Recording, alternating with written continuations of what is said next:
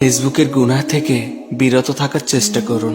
ব্যভিচারী নারীর ছবিতে কখনো রিয়েক্ট বা কমেন্ট করবেন না। ব্যভিচারী সেই নারী যে তার সৌন্দর্য পরপুরুষকে প্রদর্শন করে বেড়ায়। আল্লাহুম্মা গফিরলি। একজন নারী যখন তার ছবি পোস্ট বা স্টোরি দেয়, যতজন পুরুষ তার ছবি দেখবে ততজনই গুনাহের ভাগীদার হবে। আর সেই ছবিতে কমেন্ট করার অর্থ তাকে উৎসাহ দেয়া। কোনো অপরাধ করা যেমন পাপ, তেমনি সেই অপরাধে উৎসাহ দেয়া সমান পাপ। ইনে রিলেশনশিপ স্ট্যাটাস দেখলে কখনো রিয়্যাক্ট বা কমেন্ট করবেন না। ইনে রিলেশনশিপ মানে আমি অলরেডি জিনে শামিল আছি।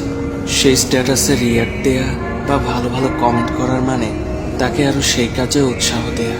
তাছাড়া আপনার কোনো বন্ধু যদি রিলেশনশিপে থাকে, তাকে এ বিষয়ে সতর্ক করুন। না বুঝলে তার সঙ্গ ত্যাগ করুন, কারণ বিচার দিবসে গুনাহগার বন্ধু শত্রু রূপে গণ্য হবে। গান বাজনায় কখনো রিয়্যাক্ট বা কমেন্ট করবেন না। গান বাজনা হলো শয়তানের বাদ্যযন্ত্র। যখন কেউ হারাম গান বাজনা বাজায় তখন সে শয়তানকে খুশি করে আর আল্লাহ তাআলাকে নারাজ করে। নাউজুবিল্লাহ। আমাদের নবী করিম সাল্লাল্লাহু আলাইহি ওয়াসাল্লাম গান বাজনা শুনলে কানে আঙ্গুল দেওয়ার নির্দেশ দিয়েছেন। তাই কেউ গান বাজনা বাজালে তাই এড়িয়ে চলুন। রিয়্যাক্ট কমেন্ট করা থেকে বিরত থাকুন, না হলে আপনিও সমান গুনাহে শামিল হবেন। মানুষকে হাসানোর জন্য মিথ্যা পোস্ট করবেন না। হাদিসে এসেছে, যে ব্যক্তি মানুষকে হাসানোর জন্য মিথ্যা কথা বলে তার জন্য রয়েছে ধ্বংস।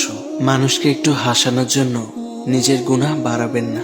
এগুলো হয়তো আমার আপনার কাছে খুবই সামান্য পাপ, তবে আল্লাহ তাআলা আমাদের ক্ষুদ্র ক্ষুদ্র পাপেরও হিসাব নিবেন। আর একজন মুসলিম কখনো কোনো গুনাহকে ছোট মনে করে না, কেননা ছোট ছোট গুনাহ থেকেই তো বড় গুনাহের সৃষ্টি হয়। তাই সকল ছোট বড় গুনাহ থেকে বেঁচে থাকার চেষ্টা করুন।